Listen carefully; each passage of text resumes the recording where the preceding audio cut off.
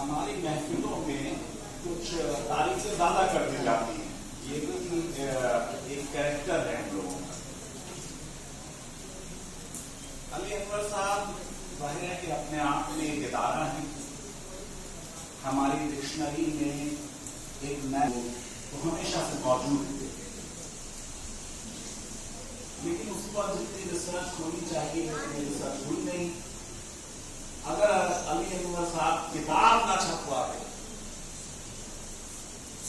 और मुझको दे देते अपनी मैन्युस्क्रिप्ट, तो मैं उनको पीएचडी देता यूनिवर्सिटी। लेकिन जो छप जाती है उसमें पीएचडी नहीं मिलती। अमीर शहर की हमदर्दियों से बच के रहना, ये सर से बोझ नहीं सर ही उतार लेते हैं।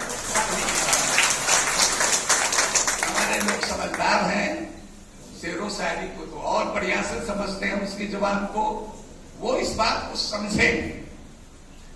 मॉब लिंचिंग, बुलडोजर भी हो चलता रहे, घर वापसी के नाम पर, गोरक्षा के नाम पर हमारे लोग मारे भी जाते रहे। जो लोग मारे जाते हैं ये कुदरत का नियम है। कोई प्राकृतिक आपदा भी होती है, उसमें से कमजोर लोग ही उसके सबसे शिकार होते हैं। पहले कोई महामारी बीमारी भी आती है, बाढ़ आता है, आगजनी होती है, तो बूढ़ा है, तो महिला है, तो बच्चे हैं, जो कमजोर है, गरीब है। दंगा फसाद भी होता है तो फुटपाथी लोग सबसे पहले मारे जाते हैं। उसी तरह से ये जो कहर चल रहा है मॉब लिंचिंग का, और घर वापसी और लव जिहाद और बुलडोजर, इसके भी सबसे ज्यादा, बल्कि हम कहेंगे कि 90% जो विक्टिम है, नाम सबका लिस्ट है, नाम सुनाने की बात नहीं है, हमारे लोग विक्टिम होते हैं उसके। तो हमारे लोगों पर बुलडोजर भी चलता रहे, हमारे लोगों को की मॉब लिंचिंग भी होती रहे, और स्नेह यात्रा भी चलते रहे, और किसी प्रधानमंत्री के मित्र के नाम से भी स्कीम चलता रहे, तो ये दोनों नहीं हो सकता है। लेकिन दूसरी बात भी हम कहना चाहते हैं, हमने उस चिट्ठी में देखिएगा अपोजिशन पार्टियों को भी हमने लिखा है एक चिट्ठी, और उन लोगों को लिखा है। आज का जो विषय है, इसीलिए जो किताब का विषय है वही आज के सेमिनार का भी विषय है एक साथ, वो सामाजिक न्याय और धर्मनिरपेक्षता। तो हमारा जो पसमानदा शब्द है वो धर्मनिरपेक्षता का, सेकुलरिज्म का अलंबरदार है। हम लोगों ने कभी समझौता नहीं किया है। मुल्क के बंटवारे के समय भी जिन्ना साहब के टू नेशन थ्योरी के खिलाफ हमारे लोग 1940 में इंडिया गेट पर 40,000 की तादाद में चले गए थे। इसकी मुखालफत करने के लिए एक नुकाती प्रोग्राम लेकर के गए थे। कोई सब्सिडी मांगने नहीं गए थे, कोई किसी दूसरे तरह की मराहत मांगने नहीं गए थे। वो कहने गए थे कि मुल्क का बंटवारा मजहब की बुनियाद पर मत करो। और बिहार के लीडर अब्दुल कयूम अंसारी लीड कर रहे थे, उधर खान अब्दुल गफ्फार खान थे, सलादी गांधी इस बात को बोल रहे थे, उधर मौलाना आजाद इस बात को कर रहे थे, बड़े लीडर थे। लेकिन कयूम अंसारी साहब की जो शख्सियत थी, 40,000 लोगों को लेकर के आज जहां इंडिया गेट है वहां पर प्रदर्शन करने चले गए थे, और वो सवाल उस समय ब्रिटिश पार्लियामेंट में भी वो सवाल उठ गया, वहां तक भी इसकी धाम चली गई थी। तो हम लोगों के जीन में सेकुलरिज्म है।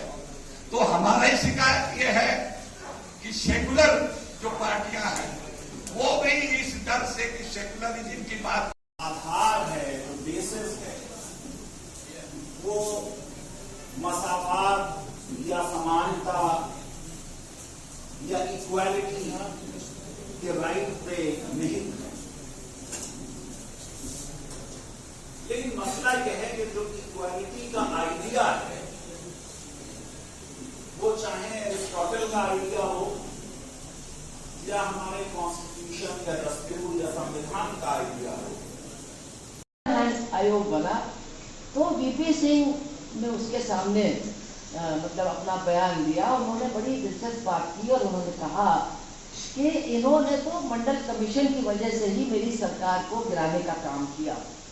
और उन्होंने पूरी बात रखी कि भाजपा को ये डर था कि अगर मंडल कमीशन लागू हो गया तो जिस हिंदू समाज को वो अपने पीछे लामबंद करना चाहते थे उसका एक बड़ा हिस्सा अलग हो जाएगा और उनके पीछे से हट जाएगा। इसलिए उन्होंने ये रथ यात्रा निकाली और धर्म का इस्तेमाल करके जो मंडल आयोग के लाभार्थी थे उनको भी अपने साथ उस मुहिम में शामिल कर दिया, जिस मुहिम ने आखिर में जाकर के मस्जिद को तोड़ने का काम किया और अब सुप्रीम कोर्ट की मदद से वहां मंदिर भी बनाने का काम कर रहे हैं। तो ये बात मैं क्यों कह रही हूँ, ऐसा नहीं कि ये बात आपको मालूम नहीं है, सब लोग जानते हैं कि मंडल आयोग के आने के बाद ही आडवाणी जी को अयोध्या की याद आई और उन्होंने रथ निकाला और वो जो पूरा आंदोलन चला उसका एक बहुत बड़ा नतीजा ये हुआ कि कई हिंदुस्तान के इलाकों में जो बहुसंख्यक समाज है, हिंदू समाज है, उसका बड़ा हिस्सा उनके साथ जुड़ गया और जिन लोगों को मंडल आयोग से फायदा मिल रहा था उसका भी बहुत बड़ा हिस्सा उनके पीछे चला गया, उनके साथ जुड़ गया। और जो मैं बात आपसे कहना चाहती हूँ वो ये कि ये जो सांप्रदायिकता होती है, ये जो फिरका परस्ती होती है, ये जो मजहब और धर्म के नाम पर राजनीति करने वाले लोग होते हैं, वो केवल अपने पीछे अपने राजनीतिक फायदे के लिए अपनी जमात को नहीं इकट्ठा करते हैं, बल्कि वो दूसरी जमात के खिलाफ तो नफरत पैदा ही करते हैं। ये तो बात बिल्कुल सही है, तो हम लोग भुगत रहे हैं।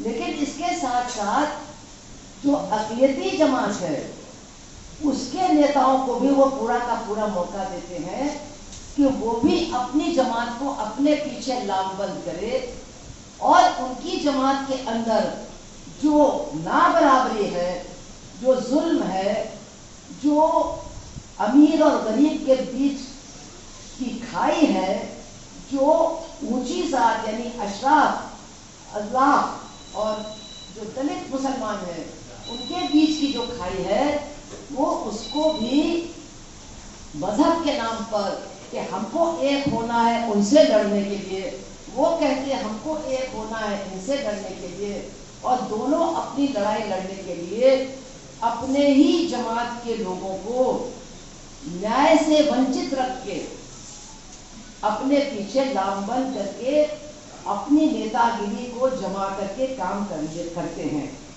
अब मेरा कहने का मतलब अल्लाह भाई तो समझ गया, बाकी लोग समझे कि नहीं मुझे नहीं मालूम कि आज क्या है।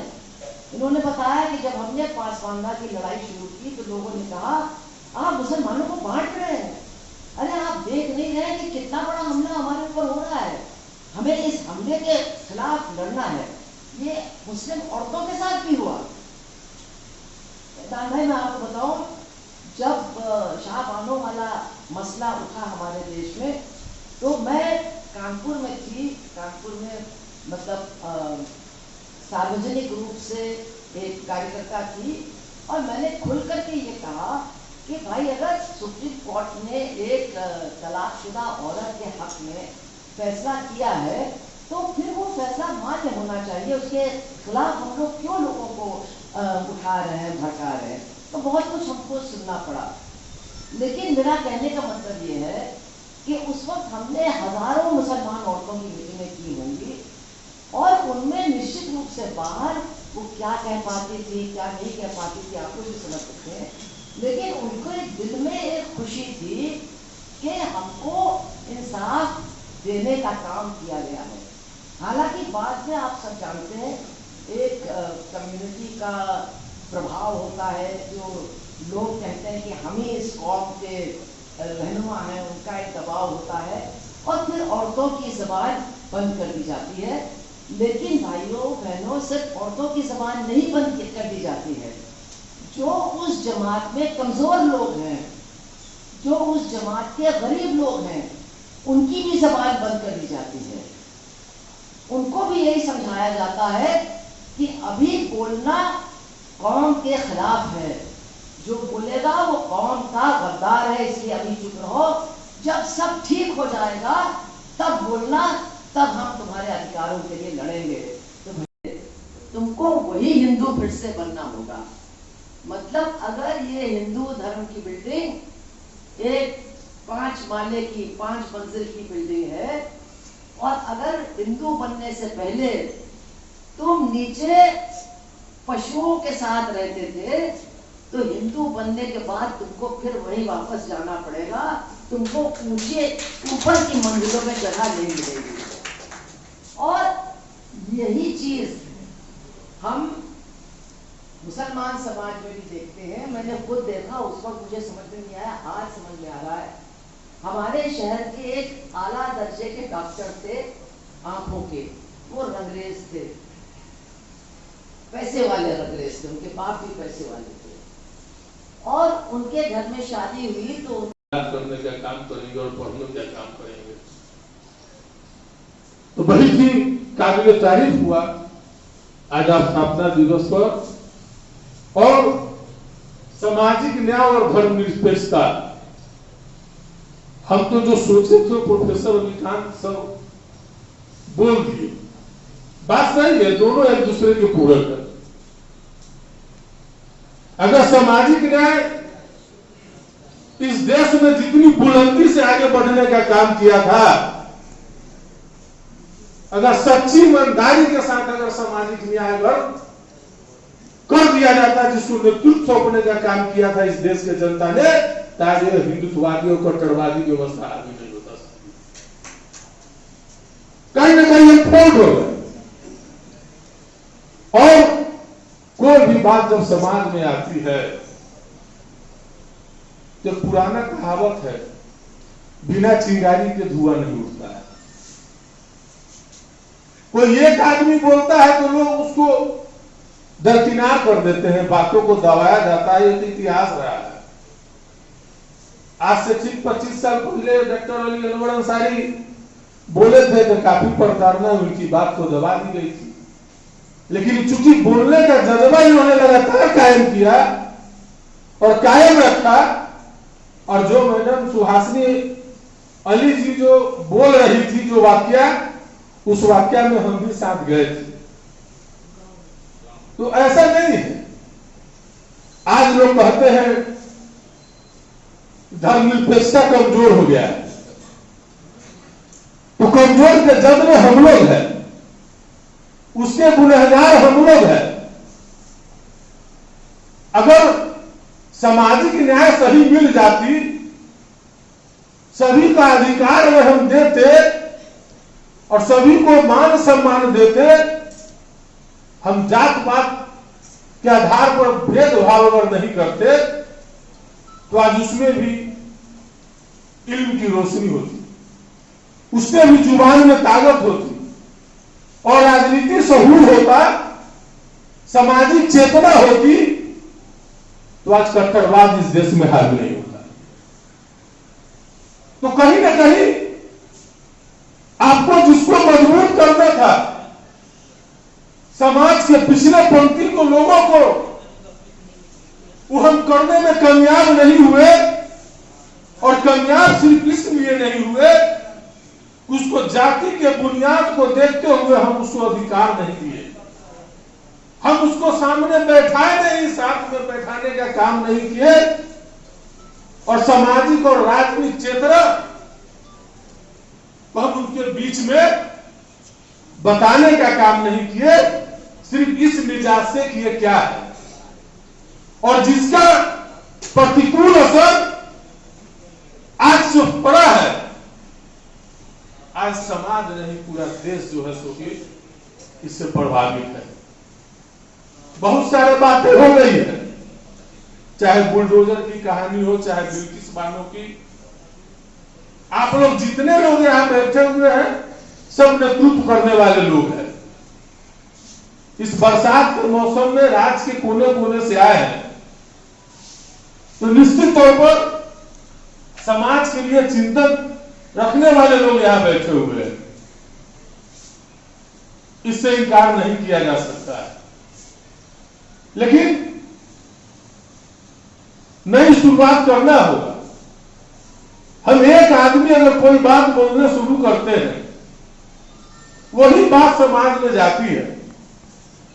अमूमन लोग अभी दुनियादारी में व्यस्त हैं, अपने जीवन के जरूरियात, अपने परिवार के जरूरियात में व्यस्त हैं, इसलिए समय नहीं दे पाते हैं। लेकिन जब समय हम कहीं समाज में दे पाते हैं, किसी कारण से अगर हम इकट्ठा होते हैं, किसी शादी विवाह सुख श्राद्ध में भी, तो हम जाते हैं और भोज खा के, और हाथ सूखता भी नहीं है, वहां से घर चले आते हैं। लेकिन हम इस मंच के माध्यम से कहना चाहेंगे कि आप चाहे किसी प्लेटफॉर्म पर जब आप महसूस करते हैं, जो साथ में अगर बैठते हैं, एक दूसरे से अगर मुलाकात होती है, तो अपनी बातों को साझा करना चाहिए। और जो बुराइयां देश में चल रहा है, जो साजिशें देश में चल रही है, उसको अपने लोगों के बीच में रखने से वही बात वह दूसरे जगह बोलता है। मुंह चलाते रहना चाहिए। हम इसमें भी कहीं ना कहीं कमजोर पड़ जाते हैं, और हमें भी कहीं बहुत सारी बीमारी है। ऐसा नहीं है सब फैजान साहब नहीं हो सकते हैं, सब सुहासिनी और अली अनवर नहीं हो सकते हैं। हम लोग जिनकी बात करते हैं, उन लोगों में भी बहुत सारी बीमारी है।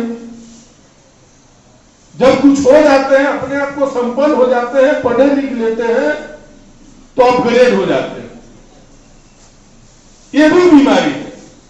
हो जाइए, बड़ी अच्छी बात है। आपको जिसमें अच्छा लगता है, सहूलियत हो जाता है, दिल सुकून है, होता है, वह काम आप जरूर कीजिए। लेकिन आज जो परिस्थिति आ गई है इस देश में, किसी को पूछता है क्या कि तुम कौन वर्ग से हो? किसी को कोई पूछता नहीं। और जो हमारी पसमानदगी के फलाहत की बात करने वाले देश के जो प्रधानमंत्री है, वही इस देश को यह भी संदेश देने के बाद काम करते हैं कि कुछ लोग हैं जो पहनावे से पहचाने जाएंगे। सोचिए क्या बात। और आज हमारी भी बात करते हैं। इसी को कहते हैं मुंह में राम बगल में छुरी। और इसको बारीकी से समझना होगा। आज कट्टरवाद ही सबसे बड़ा कारण है।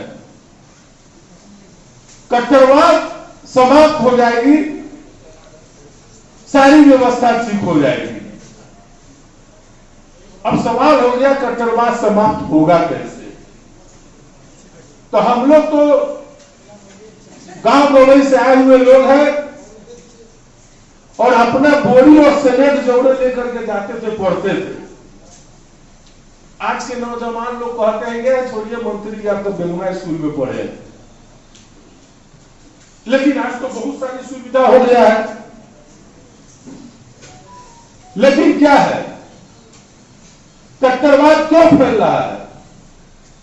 पुराना कहावत हमारे बुजुर्गों ने कहा है, मेरे दादा कहते थे कि कागो से कागो नहीं धुलता है।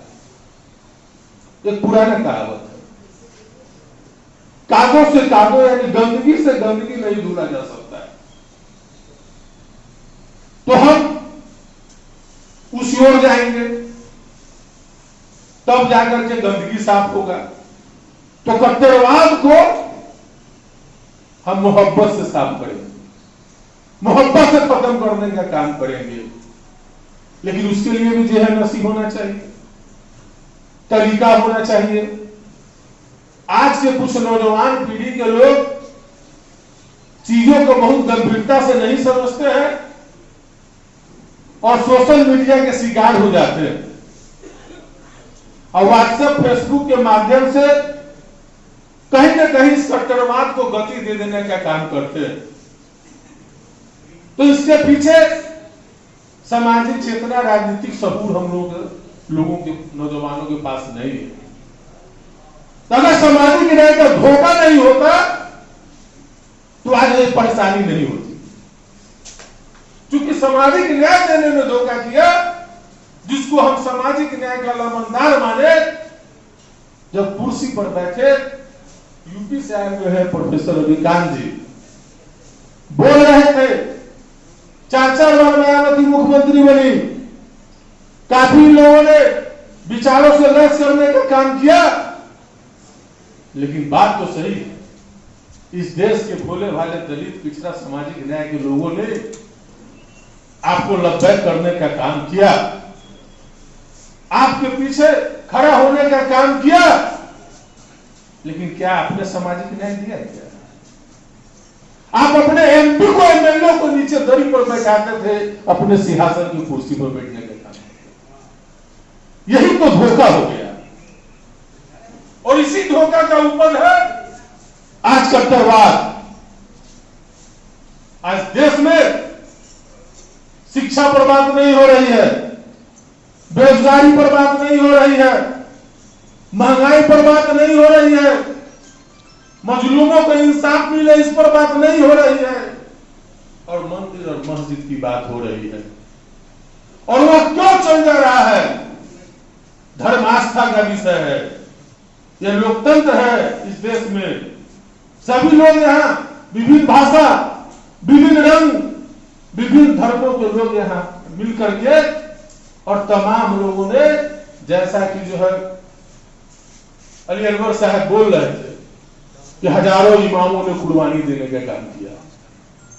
तो सभी के लहू से इस देश की आजादी मिली है, सभी लोगों ने सींचने का काम किया है इस देश को, और इस देश को चलाने के लिए संविधान मिला।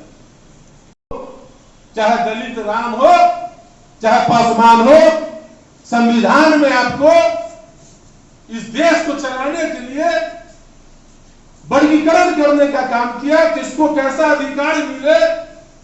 हम उससे इतर हो गए। हम दलित नहीं होते हैं, समय पर हम हिंदू हो जाते हैं। हम अति पिछड़ा नहीं होते हैं, समय पर हम मुसलमान हो जाते हैं वोटिंग के वक्त, जिसका कारण है कि आज भी जो है सो हमको अधिकार नहीं मिल रहा है, जिस अधिकार की लड़ाई लंबे समय से डॉक्टर अली अनवर अंसारी साहब जैसे लोग कर रहे हैं। बहुत अच्छा मौका है, बहुत अच्छा विषय रहा, चूंकि वक्त ज्यादा हो गया। यहाँ हम बैठे तमाम साथी से कहना चाहते हैं कि आप अति पिछड़ा हो तो अति पिछड़ा की जुबान बोलिए, आप दलित हो आप दलित की जुबान बोलिए, आप धर्म के बुनियाद पर अगर बात रखने का काम कीजिएगा तो यह कट्टरवाद समाप्त नहीं होगा, और इस कट्टरवाद को लेकर के कहीं न कहीं हमारा हक और अधिकार इसी तरीके से छीने जाएंगे। साजिश हो रही है, गरीब के बच्चे, दलित पिछड़े के बच्चे को हाथ में तलवार दिया जा रहा है, और संपन्न लोग जो हैं, जो हमारे देश पर शासन करने का काम कर रहे हैं, अपने बेटे को सेनानी और कोटा में पढ़ाने का काम कर रहे हैं। इससे हमको होशियार रहने की जरूरत है। और इसी के साथ हम तमाम लोगों को तहे दिल से धन्यवाद शुक्रिया अदा करना चाहते हैं, खास करके ऑल इंडिया पसमानदा मुस्लिम महाज के जनाब अली अनवर साहब को, कि एक इन्होंने जो विचारधारा देने का काम किया है, निश्चित तौर पर हम लोग आप ही के स्नेह, दुआ और आशीर्वाद से यहाँ पहुंचे हैं। पसमानदा मुस्लिम महाज का हिस्सा के रूप में होने की जरूरत है। हम भी उन्हीं का भाषा बोलने लगते हैं, जिसके कारण से आज उन लोगों को मजबूती मिल गई है। आज क्या है, 200 लोग बोल नहीं दिए कि पूरे देश में 14 में आ गए कौन, जो नहीं आने वाले थे, फायदा उठा लिए। इसलिए हम दोनों पक्ष के ओर कहना चाहेंगे कि नस्लों का रो करे बंटवारा, नस्लों का रो करे बंटवारा, रहबर व ढोंगी है, चाहे कोई पक्ष करे। यह समझने की चीज है। ऐसा नहीं है कि ये किसी एक तरफ से बीमारी शुरू हुई है, बीमारी दूसरे तरफ से भी हुई है। और कैसे हो रहा है इसको समझने की जरूरत है। तो नस्लों का जो कड़े बंटवारा रहबर वह ढोंगी है, क्या राम ने मस्जिद तोड़ी है कि खुदा ने मंदिर तोड़ी है, इसी को कहते हुए हम जो है अंत में जाते जाते जनाब अली अनवर साहब के लिए एक शेर कहूंगा कि एक अकेला चला था जानी में मंजिल, मगर लोग आते रहे, कारवा बनता गया। आज पसमंदा पूरे देश और दुनिया में यह सब जो है तो चल रहा है। बहुत बहुत शुक्रिया, धन्यवाद, जय हिंद, जय बिहार। सारे प्रोफेसर एक से माने जाएंगे, लेकिन प्रोफेसर जो है वो हफ्ते में सिर्फ 6 क्लास पढ़ाएगा, लेकिन उसकी जो सैलरी है वो 2 लाख होगी। और जो बेचारा असिस्टेंट प्रोफेसर है वो 18 क्लास पढ़ाएगा और उसकी सैलरी 50,000 या 60,000 होगी। और जो एक से होगी, यानी इक्वालिटी होगी अमंग्स द इक्वल्स। और जाहिर है कि ये हलाल खोर हैं या नट हैं या बढ़ई हैं या कलाल हैं, ये जो सैयद हैं और शेख हैं और पठान हैं उनके इक्वल नहीं है।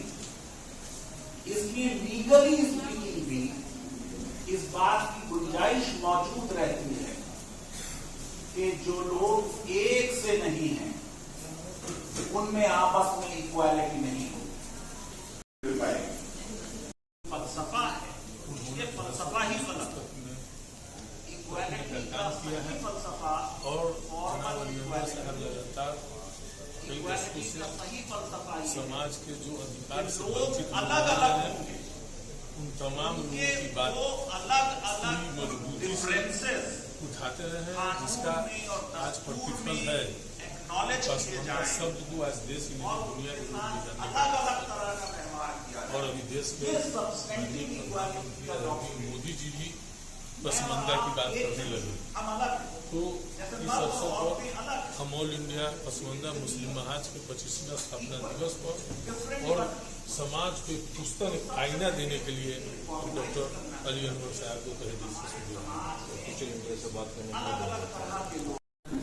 छोड़ने के में महारत उनको हासिल है, कोई दूसरा सानी नहीं है। जगह को छोड़ दीजिएगा महिलाओं के लिए पढ़ने के लिए। तो हाँ जी, सही कह रहे हैं कि सामाजिक न्याय का हिस्सा है। हाँ, आपको 33% आरक्षण का भी बिल पारित हो गया है। सिर्फ उसमें हम लोग उसमें ओबीसी को भी